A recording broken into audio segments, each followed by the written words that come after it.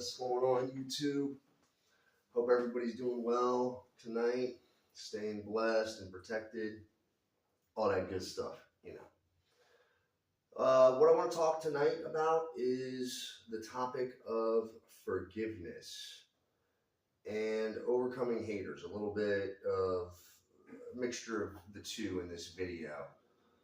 But basically, I just want to talk about why forgiveness can be so important for us to do in our journey of healing. Whatever it is that you're trying to heal, it's usually done by what we perceive as some sort of injustice by somebody else.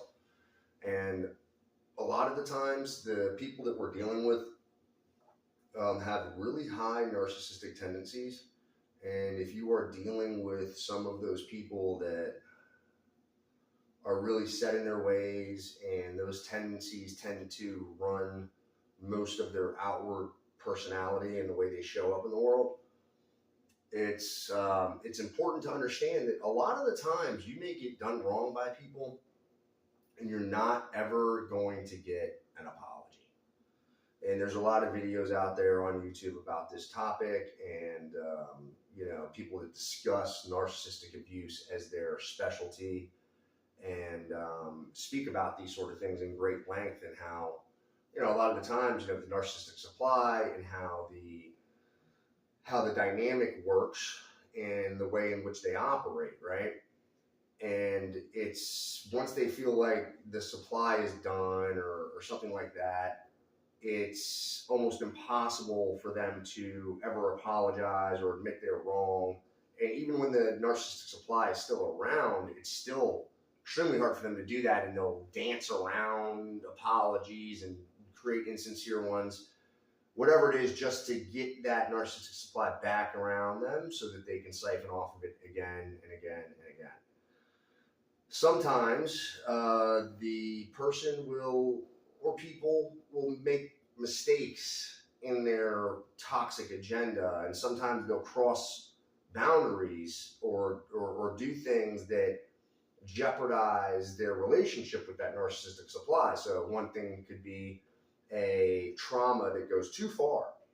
And what happens is, as a result, is maybe the person who committed the trauma can't go back to this victim and say, hey, look, this is what I did and it's terrible and I shouldn't have done this, so on and so forth, and start the process of trying to, ask forgiveness the proper way and things like that.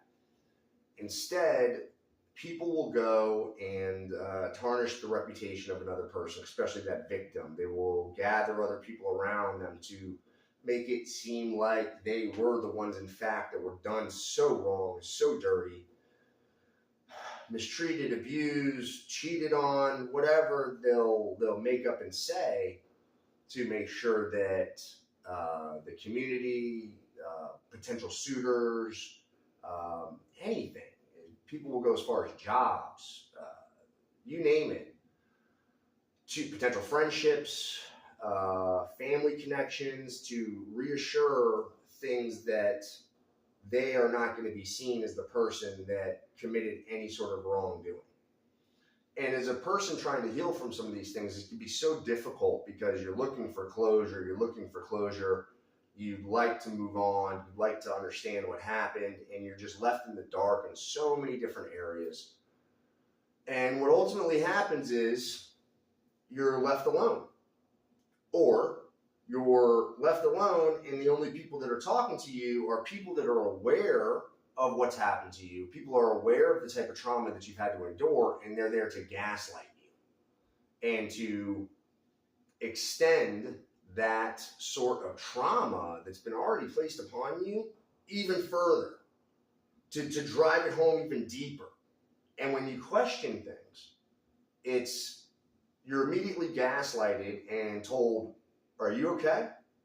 Whoa, you've been talking a lot about that lately. Are you sure you're all right? And do we need to get you checked into a hospital or something like that? And I can't tell you this enough, that it's so important to get away from these type of people. They're so dangerous.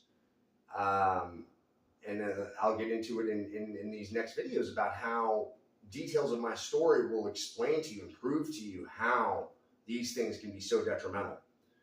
And by all means, I'm not perfect. We all make mistakes, but it's about what we do about those mistakes. It's about how we try and take responsibility.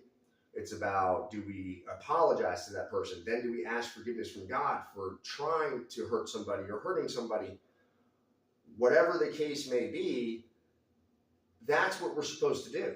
Once we've done that, that's not much we can do after that. Okay, you try and make things right. You try and do the right things, but you cannot get stuck in that. You can't stay there. You have to move on, and whatever you're supposed to do, you're supposed to do. Nobody's perfect. This is how life is, right? So forgiving these people can be such a challenge because you're never told, hey, I'm sorry. I'm sorry. I shouldn't have done that to you. I was at a low point in my life. I was somewhere that I hope I never am again. I hope that you can find it in your heart to forgive me. Something like that, you don't receive that, it can be really hard to forgive. So you have to find it within yourself to say, okay, look, some of us have hidden enemies. Some of us have ops we don't even know about. And some of us, it's on a level that other people can't understand, they can't comprehend. So it can be very difficult. And a lot of the times it's set up this way. It's set up in such covert manners and such,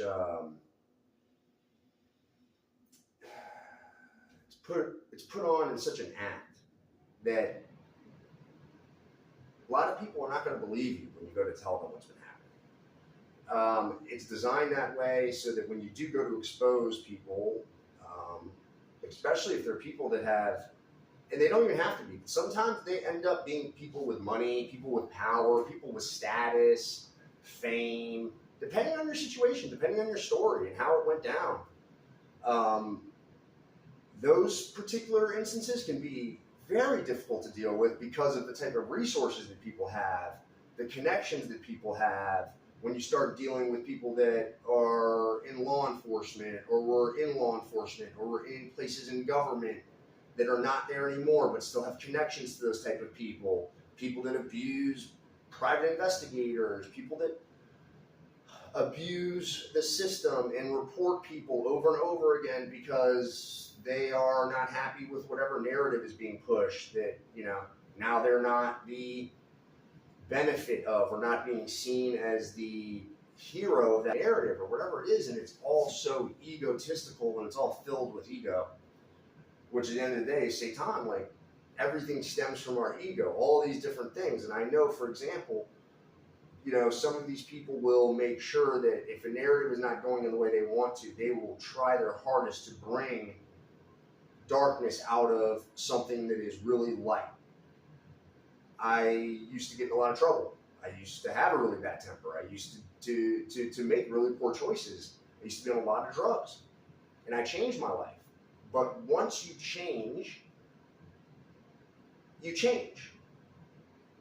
What the problem is when you have all of these people that, for whatever reason, have convinced their groups and their social community that they are a certain way. And how in the world do people sit around and listen to gossip from other people and think that that person is any way, shape, or form a positive nature, right? It's like, that doesn't make any sense. And to not look and be like, all right, well, that person has all this to say about this other person or this group. Like, what does this group have to say? Are they saying anything? Is that person even saying anything? Like, no. I don't know. Something must be wrong over here, right? But no, we're not using our discernment to do that. Instead, we'd rather just eat up the negativity. We'd rather just eat up the gossip and believe everything that we're told instead of really searching for the answers, right? Instead of really looking deep. You have a question about somebody, go ask them. You want to know more about somebody? Ask them out for lunch. Whatever. Everybody right now is being separated from each other. And this is the problem. So part of it is forgiveness. Part of it is our ego. We're stuck in them. We can't forgive because our ego is too much involved. And we think that this person did us more wrong than this or that. And we have all these degrees that we're putting into play, right? Which I understand. Everything is degrees. right?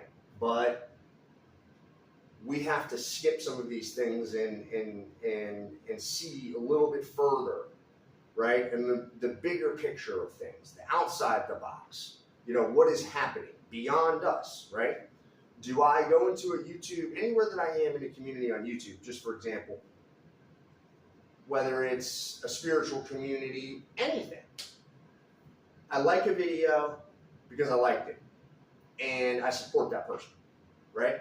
If I don't like a video, right, I usually just leave the video, and that's it.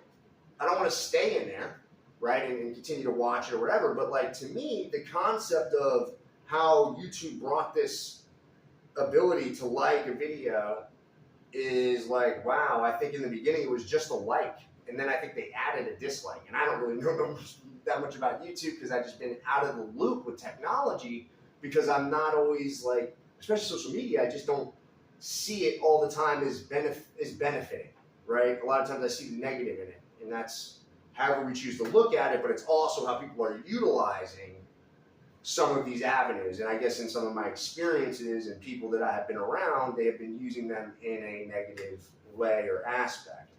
So I would like to use some of these ways to get like positive messages out here to people, to get people to stand up for what's right, stand up to bullying. Like, why are we like the show John Quinones, what would you do with John Quinones? Like, I always liked that show. He would go and put people in these situations, and you'd have the actors there, and who's going to stand up for what's right? Who's going to help, right? So I think that we have to be selfless, and forgiveness is that. We want to try to avoid burning bridges as much as we can. Yeah, I'm tough. Yeah, I know I can fight. I know I can do these things and so on and so forth. But there's a time and a place for that. And there's a time and a place for kindness, for love, for generosity, for lifting other people up, right? It's not always this judgment side of things, right? We need to have more of kindness, more understanding, more wisdom. So if we can do this, if I can get anybody to be touched by what I have to say in any of my videos, to look for the motivation that I find, which is through myself, through God, then I have achieved my goal. To bring one person closer to the light, to understand that the light holds more power than the power that is in darkness. Because He created all of them. So until my next video, please stay blessed, stay protected, stay strong, stand up for what's right, and know that I love you.